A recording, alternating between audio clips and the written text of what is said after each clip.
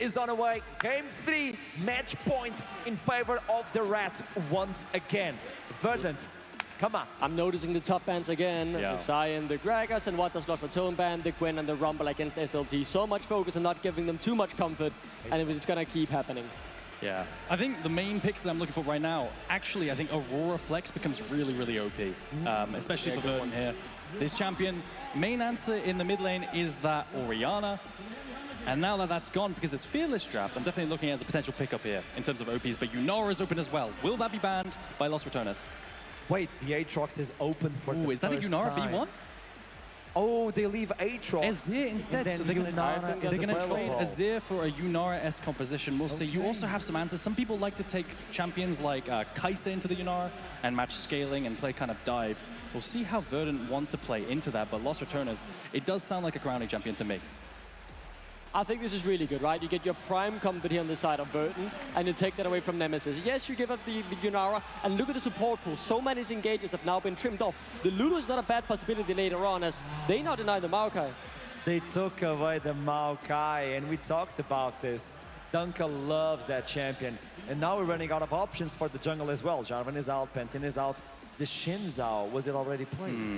I think, you know, Verdant could do a nasty kind of sequence with an Ivern into the Maokai. I think that's always a potential possibility into tank junglers. I think it could be really, really interesting. It's a good pairing with the Azir.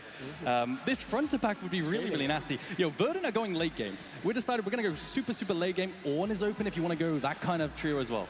And that's the Verdant style, right? That's how they found their footing in the league when they came in at the beginning. So yes, while their games have been slightly quicker, go back to your roots, go back to peak comfort.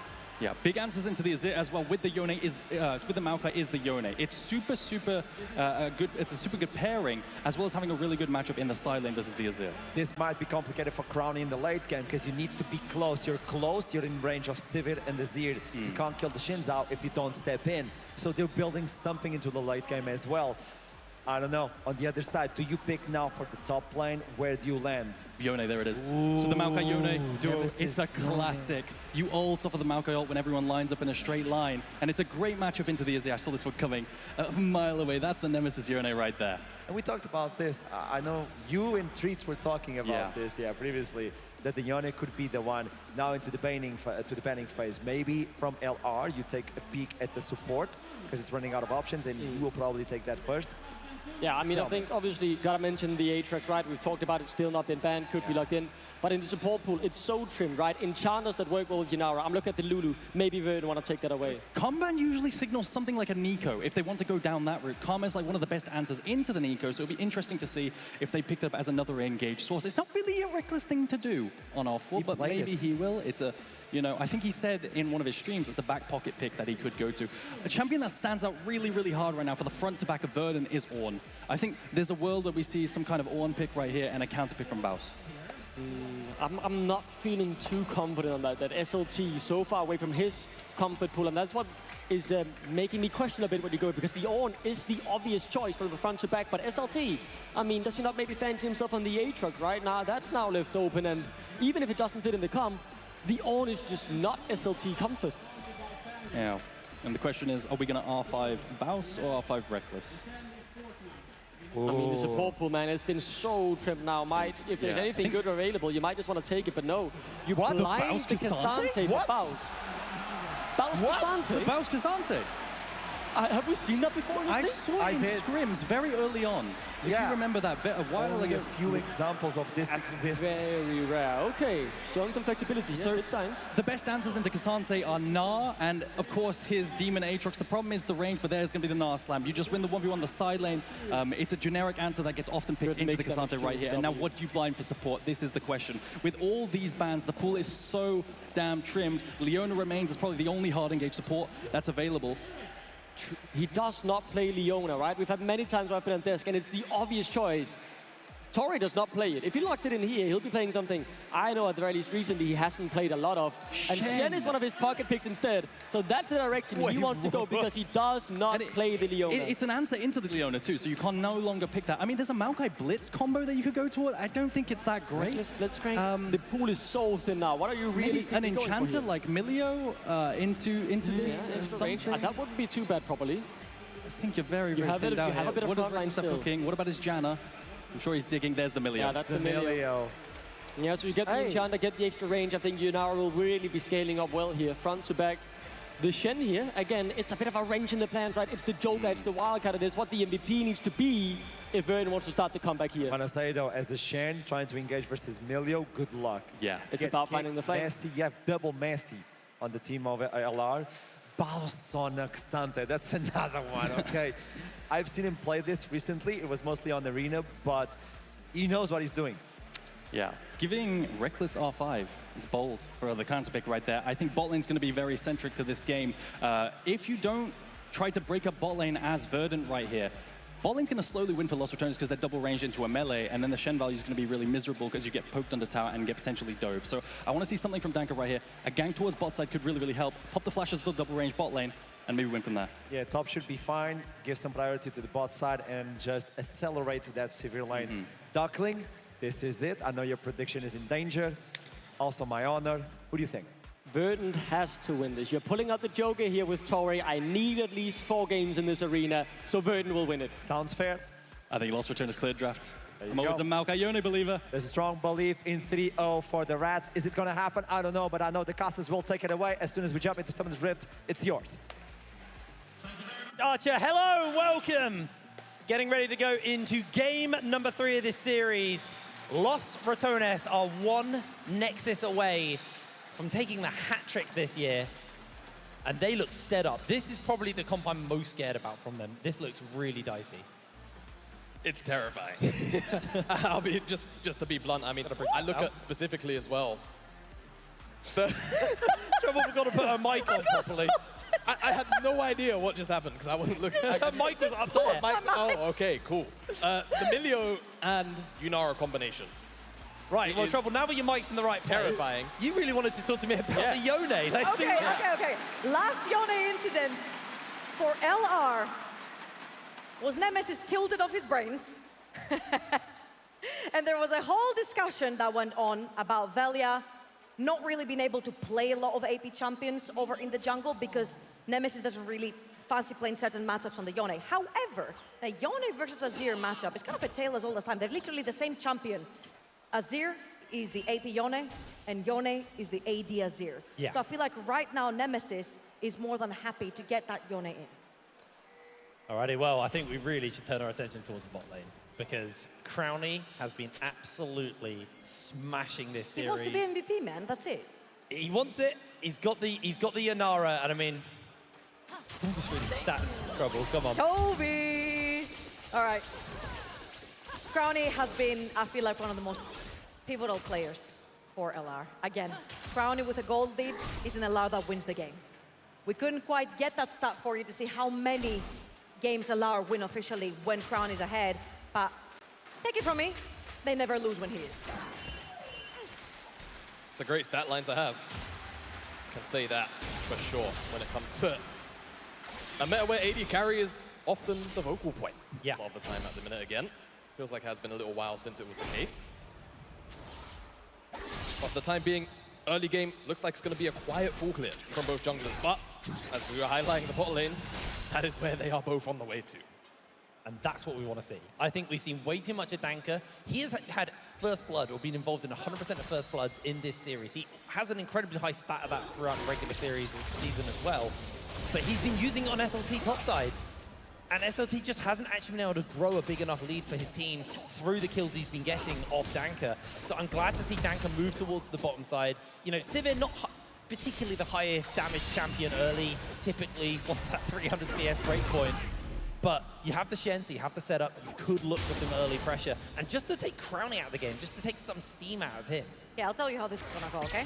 Crown and Reckless are gonna push this lane. Velia's gonna be able to move in, both side river, and Danka's gonna have the Walk of Shame back topside for the Underskull crowd. My main concern really is just about how exactly a Devon and Tori going to lead in this straight up gets 2v2. invaded. Yeah, I mean, Velia actually got this back to the Zenkarks. I mean, it's a great chunk, but that's all it's going to be. Fleet footwork is there, but in comes the flash into the lockdown. That's going to be the knock-up. First blood over to Nemesis. It's easy. There's not much else to say. Velia's going to pick up this bottom side Skull Crab as well. Danka is going to make that walk of shame to Walk the of top shame. side. But it's not the way we thought it would. Andy's going to get harassed a little bit by Nemesis up there too. That was, I think, worst case scenario for Danka. Yeah. Not only does his mid lane die, he can't walk bot lane, but now I feel like Danka gets a little bit... He's tilted. Oh, not the W miss. He has SLT though. The pressure topside has actually bought him something. Finds the knock up here onto Velia. Arcane smash bang. SLT just jumps forwards. Velia, he's going to get chunked out, sent back, and he's going to lose his chickens for it. So Danka, the walk of shame, wasn't quite so shameful this time. I feel like knowing that Velia, like knowing that this is happening, he should have pressed B and just went back up on the map. I was actually curious about whether or not Danko was going to walk up to the Krugs too. Right, he walked back over the ward because he knew that it was there. I was wondering if he was going to wrap all the way back around just because he can see Velia on that camp, but elects not to go for that invade. Looks like he'll just take his topside camps and probably reset after the fact. Bounce is getting very nice trade up here. But he's not going to be able to get a walk down. This is always the problem with these Gnar matchups. Immediately, you just kind of get run down after the initial trade. Senkuts shuffling into the face of Nemesis. They're just trading out. I don't think anyone's under real kill pressure, but It's Azir versus Azir. it's too early, unfortunately. No one's got Ignite because people don't run that mid anymore. However, that Vamp Scepter is going to make Nemesis time in lane that much easier. Yeah. On your trades, you gain a lot of more that HP back from them. So after that level 3 as well, SLT and Baus really go toe-to-toe. Nice stun, actually. Doesn't quite get him in tower shot range, though. Waiting so. for the Q3. Yeah, this is Q3. Doesn't get the stun on the right range. Could have been close up there. I'm curious, actually, to ask my intelligent people, what are we making of the Shen? What is the Shen's role here for Verdant? Well, I would typically say that the Shen's role from support is typically to kind of overload one side of the map and then cover the cross map with Stand United. There's other contexts and variables to go with that, but usually that is what you'd like to see. So for the early parts of the game, honestly, you'd like to see Shen stick with lanes to get the XP to hit that level 6 breakpoint, and then he starts throwing a lot more. That's right. And over on the top side, I actually saw Baus. He was resetting really quickly in case Verdant were actually going to contest that dragon. The second the call was made through that, they've got the dragon from the side of LR, they don't need Baus there. He actually stayed in lane and sort of neutralized the wave for himself, and then he's going to head back top side, where now Verdant have swapped their bot lane too. I think this is a really nice swap, though, because they've just put Devon in the side lane. He can just hoover up farm. That's what you want on the Sivir. But it does give Crownie and Reckless plates, gives them some pressure in their lane to play through. And I don't like this for Gnar, though. Like, that's the whole point. You're picking Gnar so you can pin down that Cassante in lane and then swapping the Gnar into a double ranged. Unless Sora, like, here looks for a top-class Nemesis. Gets out with the Fate Seal, but that was close. And Senkux is constantly finding the trades into him. And it's going Gonna top. turn it into chicken invade though, that's the main thing. There's teleport coming out hit his from W Ori now. on the top side. Yeah, that time he did hit his W. Oh, hello. Can't dive Cassante No. at this stage of the game. Too difficult. W's too strong. Definitely Keeps isn't. going. This time, Danka's actually going to go up to the Krugs, unlike the first rotation. Velia will be pushed off here. This is nice. I feel like Danka has spent the entire series just playing for topside. This time he's playing with where the power is, where the lane pressure is, and actually trying to gain something for himself off it. That was an insane rotation by Verdant and from Danka right there to invade the Krugs, knowing the rotations coming through from LR. But Baus could not join because he had to TP bot since SLT had crushed an entire wave under tower. So Danka felt safe, knowing they have numbers advantage, knowing there's 2 waves crashing topside tower that LR couldn't get to. So fantastic stuff right there. We want him to be a little bit more active on the map. Verdant rely on that. Yeah, even though Nemesis has a little bit of free time here to just kind of hover into fog, it's actually very nice lane assignments for the Grubs when you consider that SLT now has that teleport advantage. We're still before 10 minutes, so the TP will be slow. The only issue is that his Mega Gnar bar is obviously ticking down. He's actually fighting Baus now. He's a little bit too chunked out, so maybe that teleport play might not end up happening after all. And then Lara taking this opportunity to start the Grubs. Sora's been a bit of a menace here, trying to just play around that spell, but doesn't actually have Smite to work with. Velia able to get the Smite down and secure 1. They got Devon on the flank as well. Torre looks for the taunt, able to make the connection. Half HP, he is skunked out, and that's going to be Crownie with a kill, but the Boomerang Blade answers back in kind. Senkux secures the kill. It's a 1-for-1 as Nemesis inside the pit. Baus is nowhere nearby. He's just going to get chased onto by Danka, forced the flash out. Verdant secure 1 grub. They're going to turn it into a second grub as well. So the objective for the feat of strength is theirs. Here's the deal.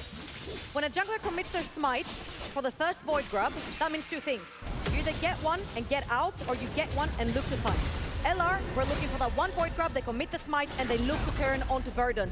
Verdant respond in kind, which means LR gets pushed out, Velia dies early, no more smite, no more contest, 2 void grabs over to Verdant. Every time we go mid lane, Nemesis is getting chunked out by Senkux. This is the first time all series where I feel like Senkux has genuinely had like a good grip hold on his lane. That's 0, man. Yeah, he's it. Yeah, I mean, it will get better with time, of course. This is a matchup that's traditionally picked actually into the Yone, right? So, like it was here. Yeah. So, once that Blade Ruin King comes online, once a little bit more sustain becomes available, Nemesis on the side lane is going to be an issue, but of course, that is what the Shen is there to cover for once that Stand United is online. Bowser's build is actually bonkers, by the way. He's got triple chain vest and a cloth armor in his pocket. Yeah, so I can't remember the exact maths because I saw this nonsense from somewhere. It was Baus. I saw a clip of Baus doing this on Sion. Yeah, you could do it on a couple of different shits, like Sion's one, Malphite's another, Aloy does this on Mundo with triple belt. Yeah, but that's more to do with like the Warmog's breakpoint. Yep. It's a little bit more, you know, minutia there. Anyway, main point is there are 3 items that you can build chain vest items out of, and realistically, a majority of the magic damage is just coming from Senkux. So if he's not being hit by the Azir, it's all right.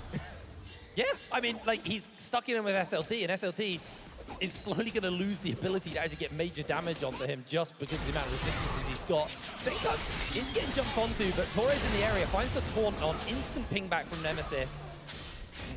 I won't say bit of a light trade. I won't say lose. Look at his auto attack damage. Okay, it's actually it's just W procs. Oh. I mean, Baus, when he gets in range and hits Q3, he chunks through SLT. Now he's healing. Yeah. Yeah. Triple chain vest. Coming to a solo queue game And near an you extra soon. cloth. And an extra cloth. That aside, yeah, Cloud Dragon's actually up, but neither team is necessarily postured for it. -1. And honestly, right now, the only lane match has a somewhat noticeable deficit on the gold is Crownie and Devon. Both of those two, there's a growing deficit Close your between the pair eyes. of Who them. do you think has the lead? Oh, there you go. Okay. There you go. Nice. Let's see that. But oh, hold on. We're going to see Baus go for the all-in, but they've got Shen? the ultimate coming in from the Shen as Baus goes down. Velia throws the ultimate out. He's not really got any follow-up, but he just flashes into SLT, taking him down. That's Future Warfare secured. I was not ready for that from Velia. And neither was SLT. Gets caught out. The Andre's burn is what secures that one. And now you have to wonder whether or not that is just going to be second dragon of the game here for Los Ratones. Verdant are here to contest. Yeah, but Devon is only just resetting from top now. Crownie reset earlier. He's in place to do so. So it's all on Senkux Stanker here to make the damage work and secure this dragon. They don't want it. They don't want it. Senkux is toying with the idea, but Nemesis is going to force Senkux to flash away. Crownie gets the slow on. Senkux now has to get healed to get away from this one. There was just a complete mix of comms there from Verdant. Big indecision coming through from Verdant. They know that even when SLT spawned, doesn't have the TP to join, doesn't have the Mega Gnar to join. Devon was all the way on the tops of the map, trying to get his Sivir all fed with all those creeps, and then suddenly Senkux walks too close to the sun, gets burned, no flash for the Azir. And it just feels like this has been the story of so many objective contests from Verdant, where it's just not been on the same page. Well, that's what they were good at. I know, it's quite bizarre to see, frankly. Very, very befuddling, and to a point frustrating, but LR, again, they don't mind. This game state is perfectly fine for them. Nemesis, 12 minutes in, 13 rather. You have to wonder if he's basing for a blade. He must be a wave or two away. 120 CS and a kill. Must be what he's waiting for down there. And he'll have that certainly by the time the Herald falls. Showing himself. Torres in the area, so is Senkux and Danker. So Nemesis could be a somewhat juicy target, although Danker reveals himself quite early. Nemesis is just going to make the breakaway. Torres looks for the taunt. Fate Sealed is burnt. I think he could have finished the ward up, to be honest. But in the meanwhile, this is what we've seen time and time again. Verdant attack one lane, and they just leave their ADC to farm on his own, and he gets picked off. Kind of just felt like there were no real contests down there to actually get the kill. It was kind of impossible with Nemesis having ult available to him and no actual objective that he's going to need that ult very soon for. So it was pretty free from LR to push that mid lane. Again, put more resources into Crownie. I felt like Devon wishes he had like the warm hug that LR gave to Crownie and just get force fed. Talking about force fed. They were looking for the dive onto Nemesis. Danka was in a weird position for that. Meanwhile, mid lane, Devon was getting heavily chunked out on the mid side. Stand United is up in 5 seconds. Oh, that's Shen the bait. has ult, and I'm pretty sure that's the play that Verdant want to make. No, the issue Danka. is Velia's here. No man left Ilio behind. is hovering.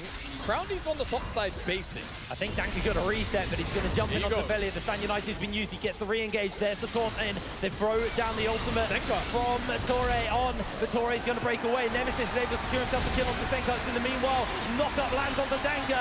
Velia secures himself the double kill. Danka forced to flash away. The Q3 from Nemesis will secure him another kill.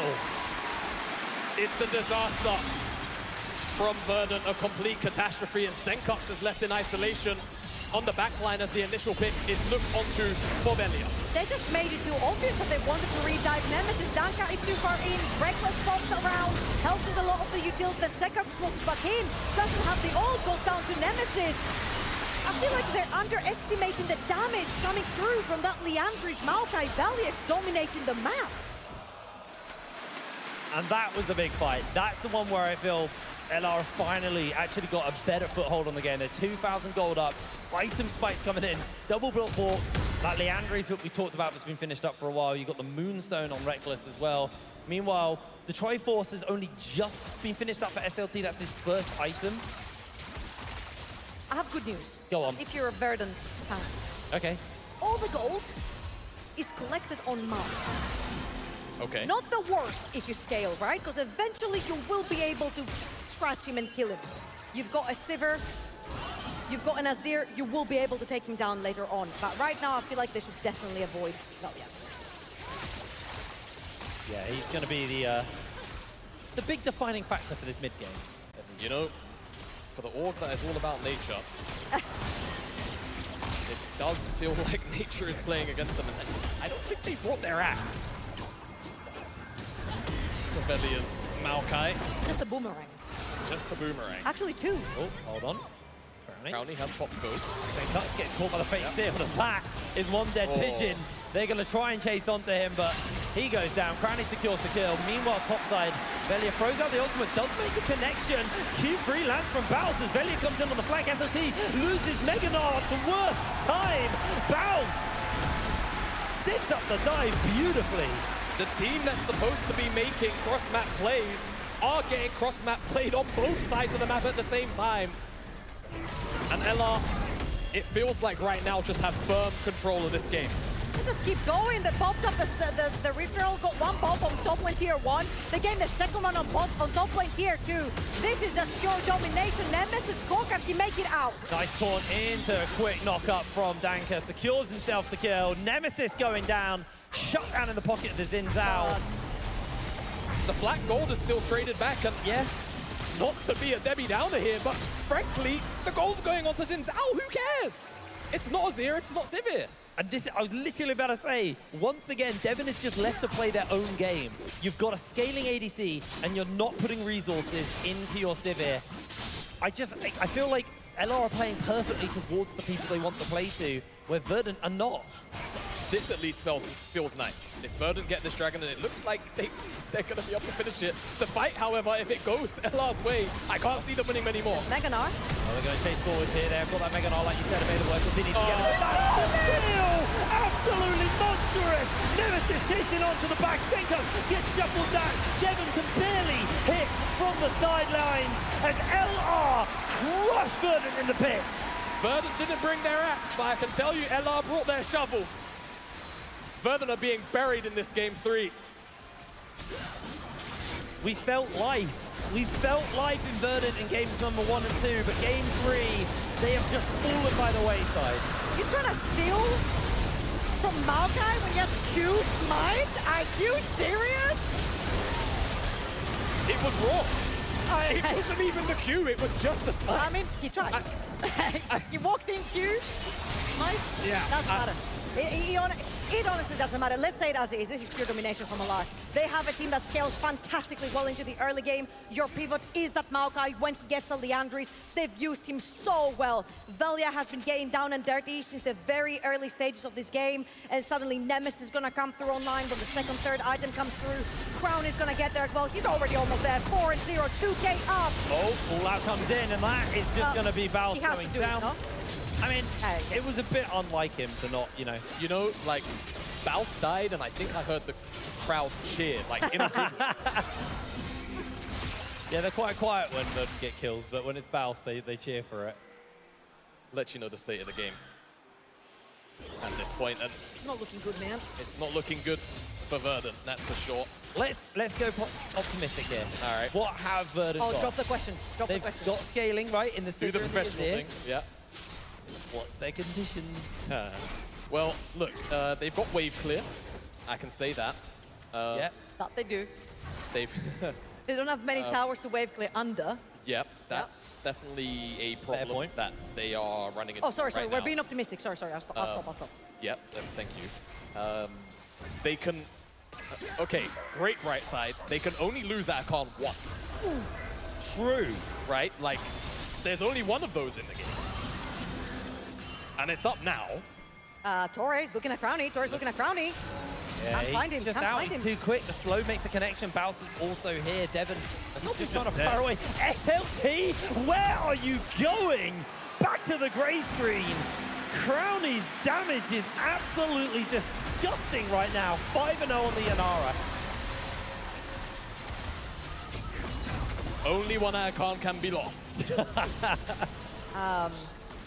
I feel like Verdant, unfortunately, are falling into the Nord trap, where it's like we tried the early game, we tried the late game. Baus is trying to 1v4 at this point. Reckless is there. Let's see if They'll they just can get walk the out. gold onto the right person. Surely he or just walks out. He just walks it, yeah. He's fine. Atacam secured. He's gonna not jump walking in. out. Baus doesn't back off. That would be a coward move. As in jumps Crownie. Torres ripped apart. Velia secures the kill. Verdant melting apart. Double kill for Velia.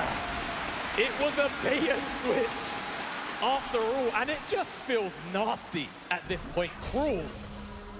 Baus is hanging the carrot in front of them, and they can't even get a nibble. I feel like it's really refreshing seeing him on a champion that he doesn't usually play, having a build that he doesn't really ever build on any other tank. He's actually building tank, and he knows the limits of the champion, obviously with the backup of his team, until Crownie dives in.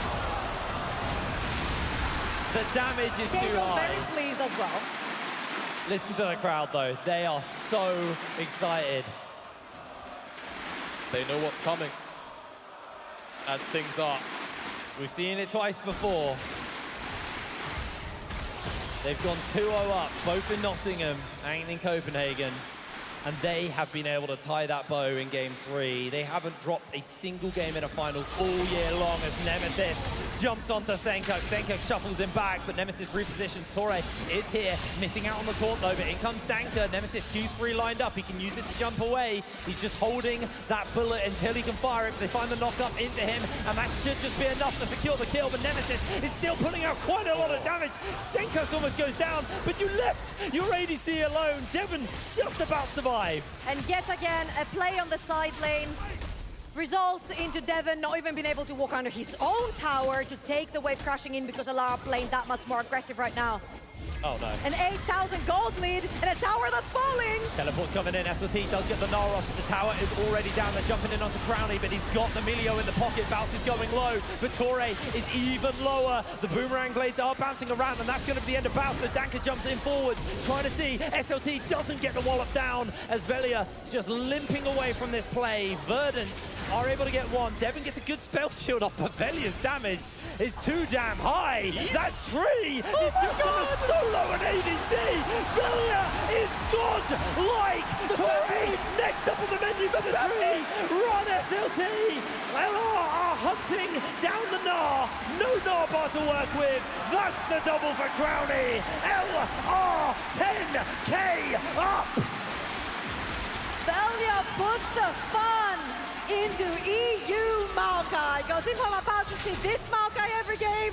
Sign me the heck up! Nemesis in trouble! Caught by the taunt, they've got the redemption to come through. Nemesis Q3 doesn't get him out, but Crowny jumps into the play, taking down the Azir. A kill in his pocket, making a double. Tower's going to be left open. LR, they're in the base. They're going to get this inhibitor at the bare minimum. Oh, they're going to leave it. It's just going to break over mid-tier 3 instead. I feel like if they stayed longer, they wouldn't be able to turn around for the Dragon, but now they can. The base is open anyway, they've got the gold, they take the Dragon and play textball. Yep, they have a window to reset. Just get a look at this. Baus is tanking the tower. He knows how much damage he can soak up, and once he does fight off a little bit more than he can chew, look at the top side of this fight.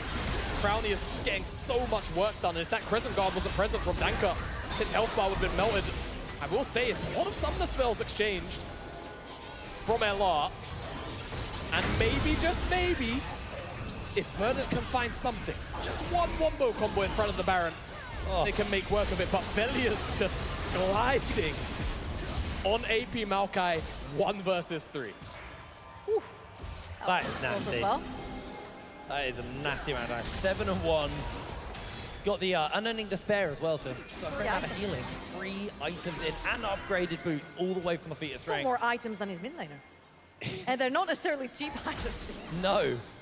And Devin on the other side, he's got the Flicker Blades, he's got the Yuntiles, but like, again, it's 2 items, but Crowny is sitting on 4. There is such a deficit between the 2 ADCs. I don't see how Verdant going to be able to push forwards for this one. Baus is soloing Devin. Baus is soloing Devin. Oh, Devin, he can't even get close. They have to use the redemption onto him. They are going to try and find a bit of damage off, as that's Danka taken out by Nemesis. Baus incredibly low, will get picked up by Devin. Baron may be a little bit harder to take off the back of that, especially with SLT about to gnaw out. If he finds a good clip, maybe on the Crowny, maybe on the Nemesis, he's going to be able to do it, but the Fate Seal comes forward. That's the shuffle back. They look for the opening. Crowny is shot down, but Devin is going to get killed up by Velia. That's the pick up onto him.